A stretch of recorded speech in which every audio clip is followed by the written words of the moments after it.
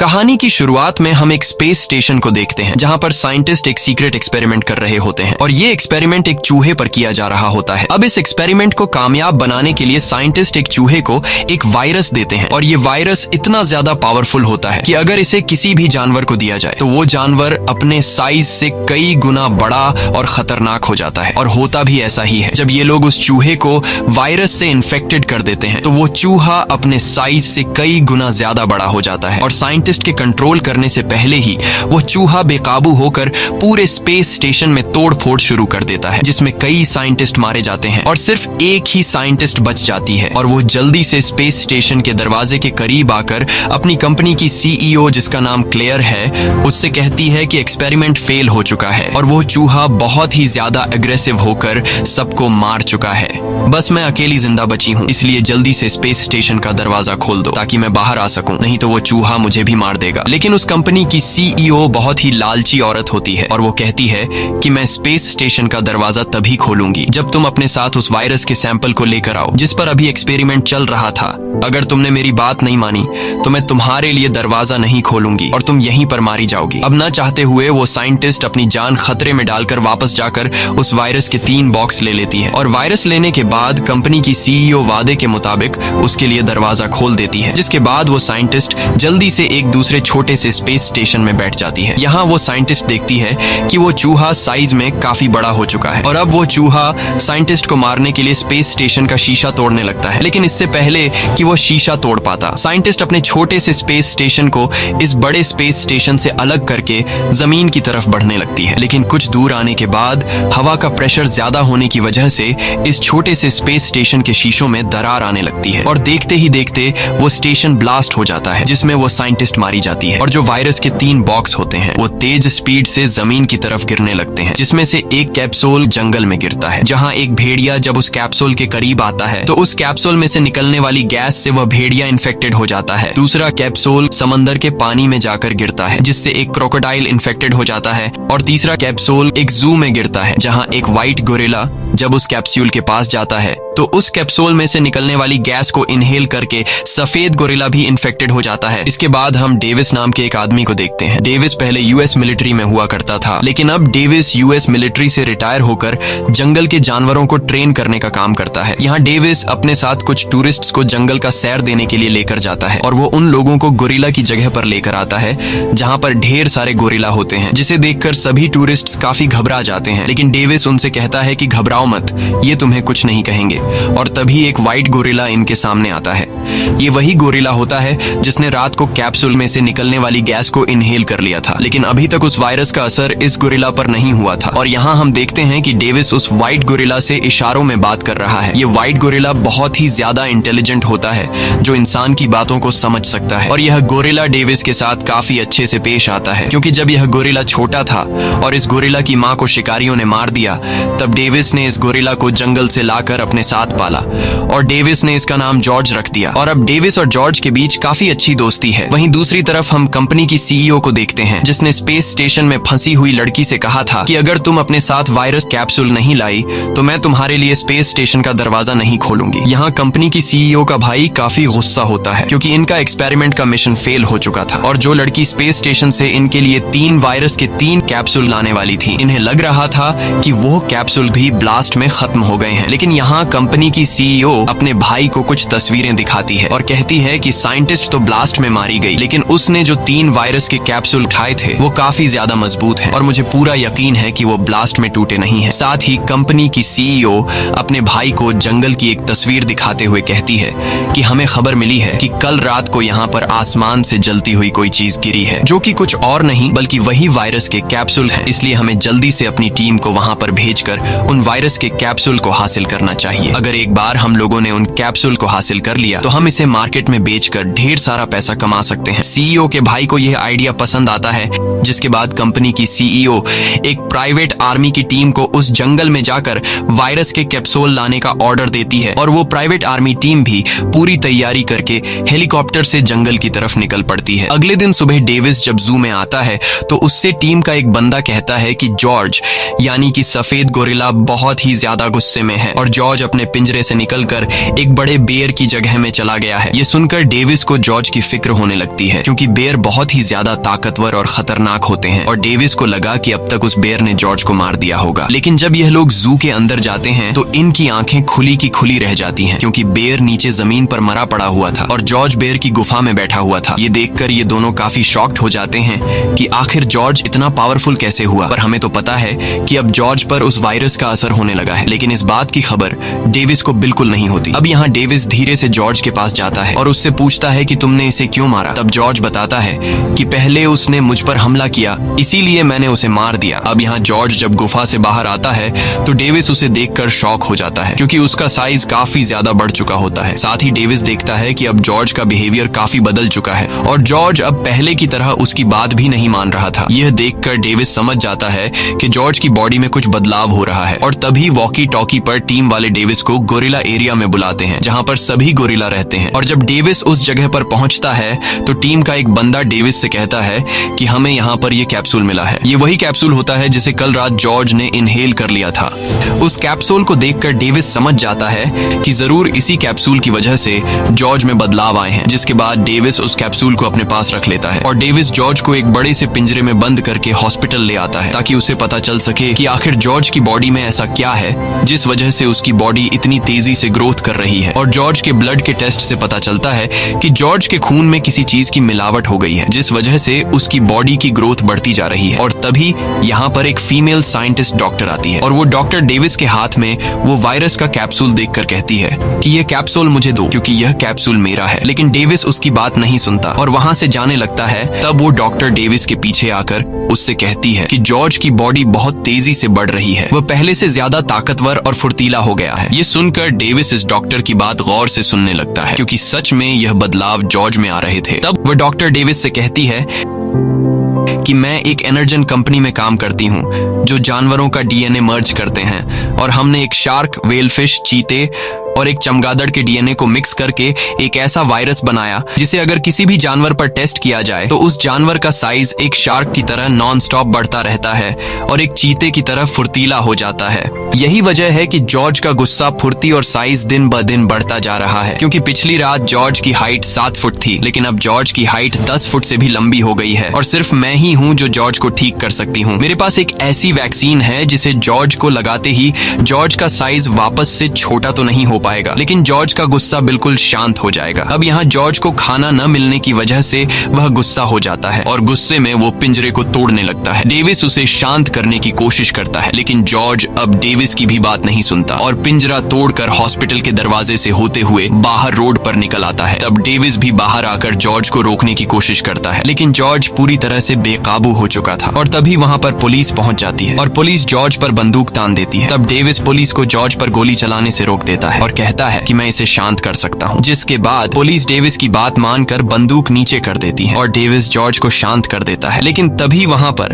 Helicopter से कुछ police आते हैं और वो लोग जॉर्ज को बेहोशी के इंजेक्शन से शूट कर लेते हैं, जिसके कुछ देर बाद ही जॉर्ज बेहोश हो जाता है। वहीं दूसरी तरफ कंपनी के सीईओ ने जिस प्राइवेट आर्मी टीम को वायरस के कैप्सूल लाने के लिए जंगल में भेजा होता है, वो लोग जंगल के उस हिस्से में पहुंच जाते हैं, जिसके बाद प्राइवेट आर्मी टीम हेलीकॉप्टर से नीचे जंगल में उतरती है और जंगल के हर एक हिस्से में वायरस के कैप्सूल को ढूंढने लगते हैं। वहीं दूसरी तरफ इस प्राइवेट आर्मी टीम को कंपनी की सीईओ और उसका भाई कैमरों की मदद से सब कुछ देख रहे होते हैं और टीम के साथी जब जंगल में आगे बढ़ रहे होते हैं तभी इन्हें जमीन पर किसी जानवर के पैर का निशान मिलता है जो काफी ज्यादा बड़ा होता है। यह देखकर टीम के सभी लोग काफी घबरा जाते हैं और यह निशान एक वुल्फ का होता है, जिससे ये लोग समझ जाते हैं कि उस वायरस को एक वुल्फ ने इनहेल कर लिया है। तब कंपनी की सीईओ प्राइवेट आर्मी टीम के कैप्टन से कहती है कि मुझे कैसे भी करके यह वुल्फ जिंदा या मरा हुआ चाहिए। अब यह लोग भी उस वुल्फ को मारने के लिए तैयार हो जाते हैं और तभी इन लोगों को आसपास किसी चीज के आने की आवाज सुनाई देती है, जिसे सुनकर यह सभी लोग अलर्ट हो जाते हैं और तभी हम देखते हैं कि एक बहुत ही बड़ा वुल्फ इन पर हमला कर देता है और इनके कई साथियों को मार डालता है। तब यह लोग खुद को बचाने के लिए जंगल में यहाँ वहाँ भागने लगते हैं,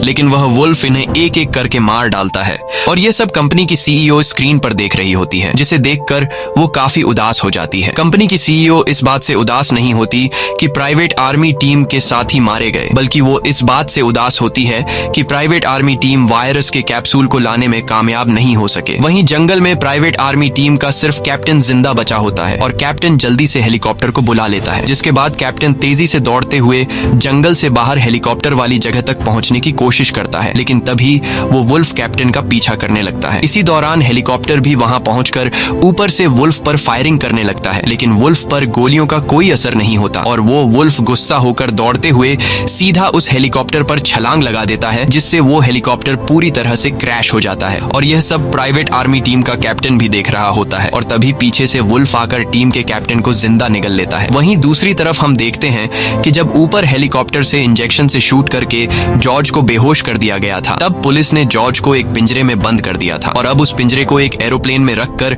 एक्सपेरिमेंट के लिए ले जाया जा रहा होता है। साथ ही पुलिस ने डॉक्टर और डेविस को भी अरेस्ट कर लिया होता है, क्योंकि इन दोनों ने जॉर्ज के साइज बढ़ने की खबर गवर्नमेंट को नहीं दी थी। जिसके बाद इन दोनों को भी उसी एयरप्लेन में बिठा दिया जाता है जहां पर जॉर्ज को पिंजरे में बांधा गया था और कुछ देर बाद जहाज टेक ऑफ कर लेता है। तभी इनके पास एक एजेंट आता है और वह एजेंट डेविस से कहता है कि तुम गोरिल्ला को ट्रेन करने का काम करते हो, लेकिन पहले तुम एक सोल्जर थे और तुमने कई सारी जंगें लड़ी। अब यहाँ डेविस उस एजेंट से पूछता है कि तुम लोग इस गोरिल्ला के साथ क्या करने वाले हो। तब वह एजेंट बताता है कि हम लोग इस गोरिल्ला को मार देंगे, क्योंकि ये इंसानों के लिए खतरा बन सकता है। और सिर्फ ये एक गोरिल्ला नहीं है जिसका साइज बढ़ रहा है, बल्कि जंगल में एक भेड़िया भी देखा गया है जिसका साइज तेजी से बढ़ रहा है। यहाँ डेविस उस एजेंट से कहता है कि तुम्हें इस गोरिल्ला को मारना नहीं चाहिए, क्योंकि हम इस गोरिल्ला को ठीक कर सकते हैं। डेविस डॉक्टर कैथ की तरफ देखते हुए उस एजेंट से कहता है कि डॉक्टर कैथ एनर्जन कंपनी में काम करती है और कैथ ने एक ऐसी वैक्सीन तैयार कर ली है जिससे हम इस गोरिल्ला को पूरी तरह से नॉर्मल कर सकते हैं। ये सुनकर वो एजेंट मुस्कुराता है और कहता है कि तुम इस डॉक्टर की पूरी सच्चाई नहीं जानते। तब वह एजेंट डॉक्टर कैथ के बारे में बताने लगता है कि तुम एक एनर्जन कंपनी के लिए काम करती थी, लेकिन आज से 2 साल पहले तुम्हें 13 महीनों की जेल हुई, क्योंकि तुमने अपनी कंपनी से हार्ड ड्राइव चुराने की कोशिश की थी। ये सुनकर डेविस मायूस हो जाता है, क्योंकि डॉक्टर ने उसे झूठ कहा था कि मैं अभी भी एनर्जन कंपनी में काम करती हूँ। वहीं दूसरी तरफ हम एनर्जन कंपनी की सीईओ और उसके भाई को देखते हैं। यहाँ इन दोनों को पता चल गया होता है कि सरकार ने सफेद गोरिल्ला को पकड़ लिया है और अब वो लोग उसे एक एयरप्लेन के जरिए एक्सपेरिमेंट के लिए ले जा रहे हैं। यह पता चलते ही एनर्जन कंपनी की सीईओ काफी गुस्सा हो जाती है, क्योंकि वह नहीं चाहती थी कि इस वायरस का सैंपल किसी दूसरे के हाथ लगे। जिसके बाद वह अपने भाई को एक प्लान बताती है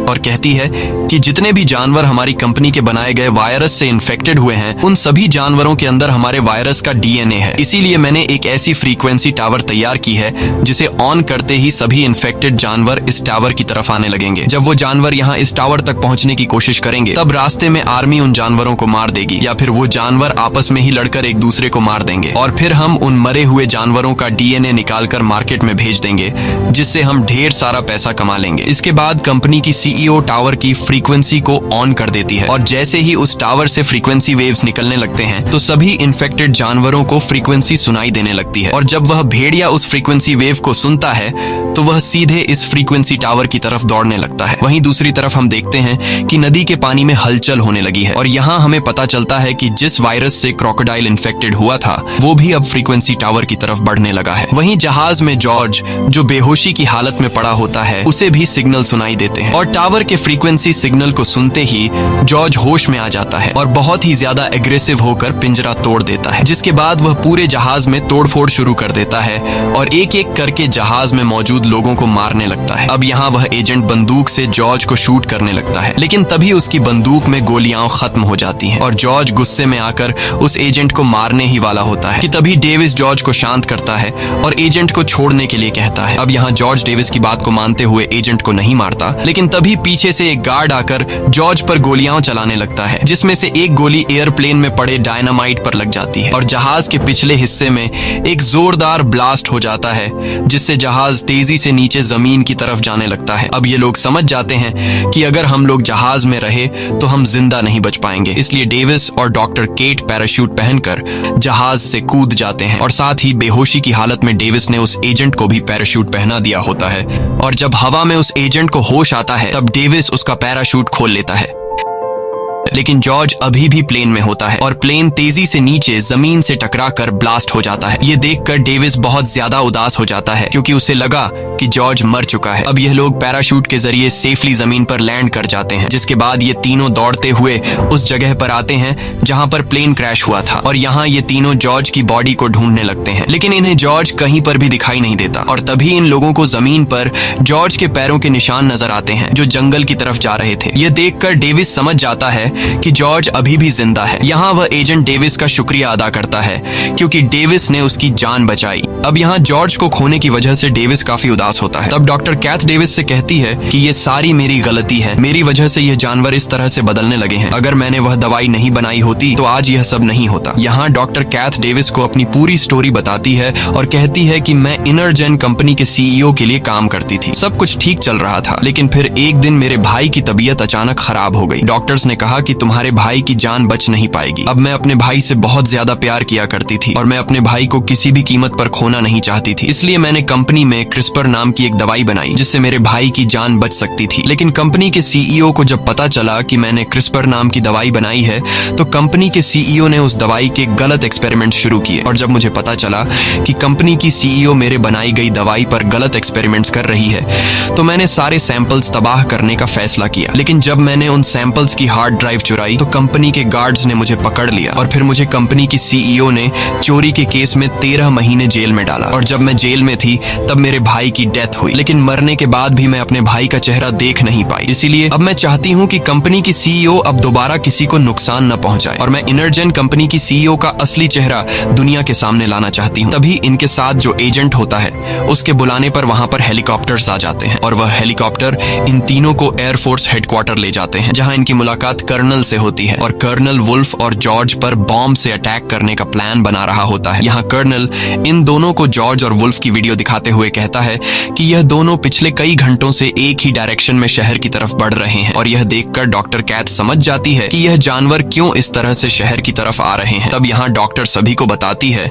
कि मैं जिस इनरजेन कंपनी में काम करती थी उस कंपनी की सीईओ ने बिल्डिंग की छत पर एक टावर बनाया है जिससे निकलने वाली फ्रीक्वेंसी वेव इन जानवरों को खुद की तरफ अट्रैक्ट करती है और यही वजह है कि ये जानवर एक ही डायरेक्शन में शहर की तरफ आ रहे हैं क्योंकि उस फ्रीक्वेंसी से उन जानवरों को तकलीफ हो रही है। और अब यह जानवर किसी तरह करके उस टावर को तोड़ना चाहते हैं, लेकिन कर्नल को इनकी बातों पर यकीन नहीं होता और कर्नल कहता है कि जब ये जानवर शहर में आएंगे तो हम बॉम्ब के जरिए इनको उड़ा देंगे। ये सुनकर डेविस कहता है कि इस तरह से तो आम लोगों की जान भी जाएगी। तब कर्नल कहता है कि फिर हमें क्या करना चाहिए, जिस पर डेविस बताता है कि हमारे पास एक रास्ता है। इन जानवरों को शांत करने के लिए इनरजेन कंपनी में एक एंटीडोट बनाया गया है। अगर हमने एंटीडोट हासिल कर लिया तो हम बिना किसी बॉम्ब ब्लास्ट के इन जानवरों को रोक सकते हैं। लेकिन कर्नल इनकी बात पर राजी नहीं होता और तभी कर्नल के पास एक चिट्ठी आती है जिसमें लिखा हुआ होता है कि डेविस ने उस सफेद गोरिल्ला को ट्रेन किया है। ये पता चलते ही कर्नल गुस्सा हो जाता है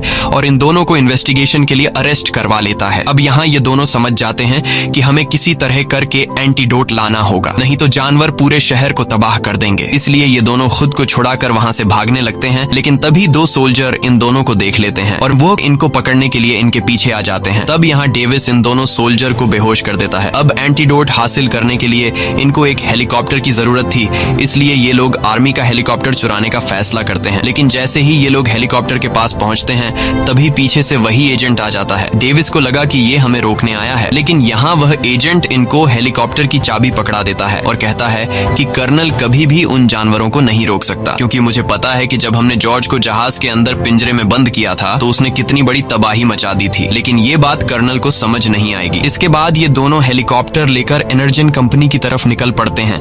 वहीं कर्नल आर्मी की एक टीम भेजकर वुल्फ और गोरिल्ला को शहर से रोकने की कोशिश करता है, लेकिन वुल्फ और गोरिल्ला के सामने जो कोई भी आ रहा था वो उन्हें मारते जा रहे थे और ये सब स्क्रीन पर कर्नल देख रहा होता है। अब जब कर्नल समझ जाता है कि ये जानवर किसी भी कीमत पर रुकने वाले नहीं हैं, तो कर्नल पूरे शहर को खाली करने का ऑर्डर दे देता है और पूरे शहर पर एक बड़ा बॉम्ब ब्लास्ट करने का फैसला कर देता है ताकि ये तीनों जानवर मारे जा सकें। वहीं दूसरी तरफ डॉक्टर कैथ और डेविस हेलीकॉप्टर से शहर पहुंच जाते हैं और तभी ऊपर से डेविस देखता है कि वुल्फ और जॉर्ज शहर तक पहुंच चुके हैं और ये दोनों शहर में तबाही मचा रहे हैं। इनके सामने आर्मी की जो भी टैंक और हेलीकॉप्टर आते हैं, ये दोनों जानवर उन्हें तबाह कर देते हैं और तेजी से आगे बढ़ते हुए फ्रीक्वेंसी टावर की तरफ बढ़ने लगते हैं। अब इन दोनों की शहर भर में तबाही कम नहीं थी कि तभी हम देखते हैं कि नदी के पानी में हलचल हो रही है और देखते ही देखते पानी के अंदर से एक बहुत ही बड़ा जायंट क्रोकोडाइल बाहर निकलता है जो बहुत ही ज्यादा भयानक दिख रहा होता है। ये देखकर आर्मी वाले भी डर जाते हैं और जल्दी से रॉकेट लॉन्चर से उस क्रोकोडाइल पर हमला करने लगते हैं, लेकिन वह क्रोकोडाइल अपने बड़े से पांव के नीचे कई आर्मी सोल्जर को कुचल देता है और ये क्रोकोडाइल भी बाकी दो जानवरों की तरह फ्रीक्वेंसी टावर की तरफ बढ़ने लगता है और जो कोई चीज भी इसका रास्ता रोकने आती ये उसे डिस्ट्रॉय कर देता है। वहीं डॉक्टर कैथ और डेविस इनरजेन कंपनी में पहुंच जाते हैं। तभी डेविस के पास एजेंट का कॉल आता है और एजेंट डेविस को बताता है कि कर्नल पूरे शहर पर एक बहुत ही बड़ा बॉम्ब ब्लास्ट करने वाला है जिसमें सब कुछ तबाह हो जाएगा, इसलिए तुम्हें कर्नल के बॉम्ब ब्लास्ट से पहले ही कुछ करना होगा। ये खबर सुनकर ये दोनों जल्दी से लैब के हर एक कोने में एंटीडोट ढूंढने लगते हैं और कुछ देर तक ढूंढने के बाद इन्हें एंटीडोट मिल जाता है, जिसके बाद डॉक्टर जल्दी से उस एंटीडोट के 3 सैंपल उठा लेती है। लेकिन तभी कंपनी की सीईओ कैमरा की मदद से स्क्रीन पर डॉक्टर और डेविस को देख लेती है। अब जैसे ही ये दोनों एंटीडोट को ले जाने वाले होते हैं तभी पीछे से कंपनी की सीईओ आ जाती है और वह इन पर बंदूक तान कर एंटीडोट मांगती है। तब यहाँ डॉक्टर बड़ी चालाकी से एक एंटीडोट अपने पास छुपा लेती है और बाकी दो कंपनी की सीईओ को दे देती है। एंटीडोट मिलने के बाद कंपनी की सीईओ डेविस को पैर पर शूट कर लेती है और डॉक्टर को अपने साथ ले जाने लगती है ताकि अगर आगे कोई खतरा आए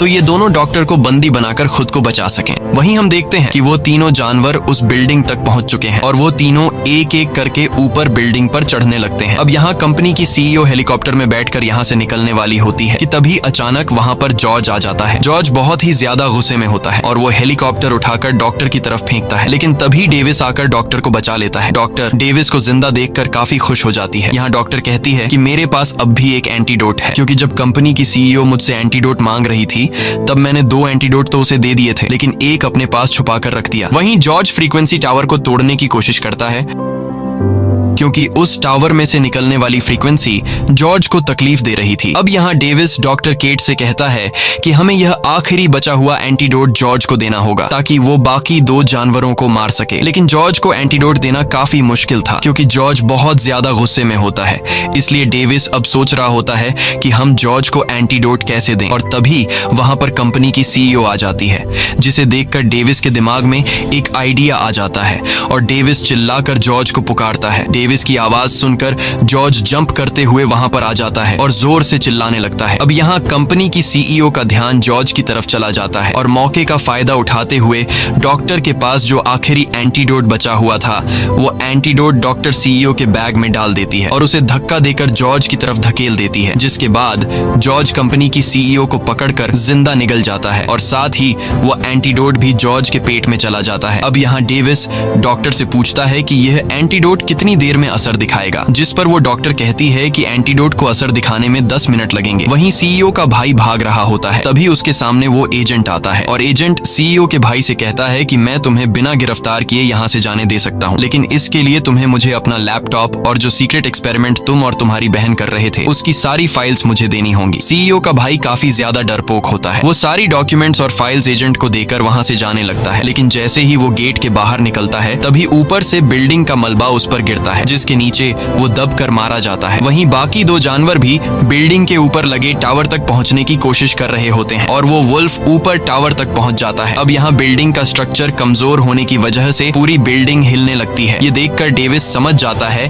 कि अब यह बिल्डिंग गिरने वाली है, इसलिए डॉक्टर और डेविस जल्दी से हेलीकॉप्टर में बैठ जाते हैं और जैसे ही यह तीनों जानवर ऊपर बिल्डिंग की छत पर पहुंचते हैं तब वह बिल्डिंग टूटकर नीचे की तरफ गिरने लगती है। यहाँ डॉक्टर और डेविस हेलीकॉप्टर में बैठकर अपनी जान बचा लेते हैं और वो बिल्डिंग देखते ही देखते नीचे जमीन से टकराकर पूरी तरह से तबाह हो जाती है। तभी हम देखते हैं कि बिल्डिंग के मलबे में से जॉर्ज बाहर निकलता है। तब यहाँ डेविस जॉर्ज से इशारों में बात करने लगता है और जॉर्ज पूरी तरह से शांत होकर डेविस की बात सुनने लगता है। यह देखकर डेविस खुश हो जाता है क्योंकि डेविस समझ जाता है कि अब जॉर्ज पर एंटीडोट का असर होने लगा है और जॉर्ज वापस अपनी नॉर्मल हालत में आ चुका है। लेकिन तभी वो 2 जानवर बिल्डिंग के मलबे से बाहर निकलते हैं, जिसे देखकर डेविस जॉर्ज से कहता कहता है कि अब हम दोनों को मिलकर इन दोनों जानवरों को खत्म करना होगा और जॉर्ज इसके लिए मान जाता है। इसके बाद डेविस एक मिलिट्री की गाड़ी के पास आकर उससे एक गन और कुछ बॉम्ब उठा लेता है। साथ ही वो डॉक्टर से कहता है कि तुम कर्नल के पास जाकर उसे शहर पर बॉम्ब ब्लास्ट करने से रोको। इसके बाद डेविस, जो कि पहले मिलिट्री में रह चुका था, जॉर्ज के साथ मिलकर क्रोकोडाइल और वुल्फ से लड़ने के लिए जाता है और उन पर हमला कर देता है। लेकिन वह क्रोकोडाइल बहुत ही ज्यादा ताकतवर होता है। साथ ही वुल्फ भी क्रोकोडाइल के साथ मिलकर जॉर्ज से लड़ने लगता है और वो क्रोकोडाइल जॉर्ज को उठाकर सामने की बिल्डिंग पर दे मारता है। लेकिन जॉर्ज हार नहीं मानता और वो वुल्फ को पकड़कर दूर फेंक देता है। अब जब वुल्फ जॉर्ज पर हमला करने के लिए बढ़ रहा होता है, तब डेविस वुल्फ को गोलियों से शूट करके उसे अपनी तरफ अट्रैक्ट कर लेता है और वो वुल्फ जैसे ही डेविस पर हमला करने वाला होता है, तब डेविस जल्दी से सामने से हट जाता है और वो बड़ा क्रोकोडाइल वुल्फ को पकड़कर एक ही झटके में मार देता है। अब जॉर्ज और डेविस का काम आसान हो चुका था क्योंकि वुल्फ मारा जा चुका था। बस अब सिर्फ इनको क्रोकोडाइल को मारना था। लेकिन वो क्रोकोडाइल इतना ज्यादा ताकतवर होता है कि वो अकेला ही इन दोनों पर भारी होता है। अब यहाँ क्रोकोडाइल और जॉर्ज के बीच फाइट शुरू हो जाती है और डेविस उस क्रोकोडाइल को गोलियों से शूट करने लगता है। लेकिन क्रोकोडाइल की बॉडी पर गोलियों का कुछ भी असर नहीं होता और वो क्रोकोडाइल जॉर्ज को उठाकर जमीन पर पटकता है। अब यहाँ डेविस अपने साथी को बचाने के लिए इस क्रोकोडाइल के कान में कई सारे बॉम्ब फेंक देता है, जिससे इस क्रोकोडाइल के कान में एक बहुत ही बड़ा धमाका होता है और वो क्रोकोडाइल कमजोर हो जाता है। लेकिन क्रोकोडाइल रुकता नहीं और वो जॉर्ज को उठाकर सामने की बिल्डिंग पर दे मारता है, जिस वजह से जॉर्ज की छाती में एक बड़ा लोहे का रॉड घुस जाता है और जॉर्ज बुरी तरह से घायल हो जाता है। अब यहाँ फिर से क्रोकोडाइल जॉर्ज को मारने के लिए आगे बढ़ता है। तब डेविस अपने साथी को बचाने के लिए पास के एक हेलीकॉप्टर में जाकर बैठता है और क्रोकोडाइल पर जोरदार फायरिंग शुरू कर देता है, जिससे इस क्रोकोडाइल को अब डेविस पर काफी गुस्सा आ जाता है और वो क्रोकोडाइल तेजी से डेविस को मारने के लिए उसकी तरफ बढ़ने लगता है। और जैसे ही वो क्रोकोडाइल हेलीकॉप्टर को उठाकर फेंकने वाला होता है, तब डेविस जल्दी से हेलीकॉप्टर से जान बचाकर कूद जाता है। लेकिन वो क्रोकोडाइल अब भी उसका पीछा नहीं छोड़ता और जैसे ही वो क्रोकोडाइल डेविस को मारने वाला होता है, तभी पीछे से जॉर्ज उड़ते हुए एक बड़ा लोहे का रॉड उठाकर सीधा इस क्रोकोडाइल की आंख में घोंप देता है, जिससे फाइनली वो क्रोकोडाइल मारा जाता है। वहीं दूसरी तरफ कर्नल भी यह सब देख रहा होता है और कर्नल को जब पता चलता है कि क्रोकोडाइल मारा जा चुका है, तो वो अपने फाइटर जेट्स को वापस बुलाकर बॉम्ब ब्लास्ट के मिशन को कैंसिल कर देता है। अब सब कुछ कंट्रोल में आ चुका था। लेकिन अब जॉर्ज बहुत ज्यादा घायल होने की वजह से एक साइड पर जाकर लेट जाता है और आखिरी बार डेविस के साथ दोस्ती का हाथ मिलाकर जॉर्ज की मौत हो जाती है। ये देखकर डेविस बहुत ज्यादा उदास हो जाता है क्योंकि जॉर्ज ने अपनी जान की बिना परवाह किए डेविस की जान बचाई। तभी वहाँ पर डॉक्टर केट और एजेंट भी आ जाते हैं और ये दोनों भी जॉर्ज की मौत से काफी उदास हो जाते हैं। अब जैसे ही डेविस और डॉक्टर वहाँ से जाने लगते हैं, तभी डेविस नोटिस करता है कि जॉर्ज ने अपना हाथ हिलाया है और जब डेविस पीछे मुड़कर जॉर्ज की तरफ देखता है, तो यहाँ पर जॉर्ज एक बहुत ही प्यारी सी हरकत करता है। जॉर्ज अपनी आंखें खोलता है और जैसे ही उसे पता चलता है कि ये लोग मुझे देख रहे हैं, तब वो फिर से अपनी आंखें बंद करके मरने का नाटक करने लगता है। ये देखकर डेविस मुस्कुराता है और कहता है कि मुझे पता है कि तुम ड्रामा कर रहे हो। ये सुनकर जॉर्ज अपनी आंखें खोल लेता है और डेविस पर हंसने लगता है। साथ ही वो डेविस का मजाक उड़ाते हुए कहता है कि जब तुम्हें पता चला कि मैं मर गया हूँ, तब तुम रो रहे थे। लेकिन डेविस इस बात को नहीं मानता और कहता है कि मैं तो नहीं रो रहा था। इसके बाद जॉर्ज डेविस से डॉक्टर केट के बारे में पूछता है कि ये कौन है। तब डेविस उसे कहता है कि ये मेरी दोस्त है। ये सुनकर जॉर्ज मुस्कुराता है और इस तरह का इशारा करता है। इसी के साथ ये कहानी खत्म हो जाती है। अगर आपको ये वीडियो अच्छी लगी हो तो हमारे चैनल को सब्सक्राइब और वीडियो को लाइक जरूर कीजिएगा।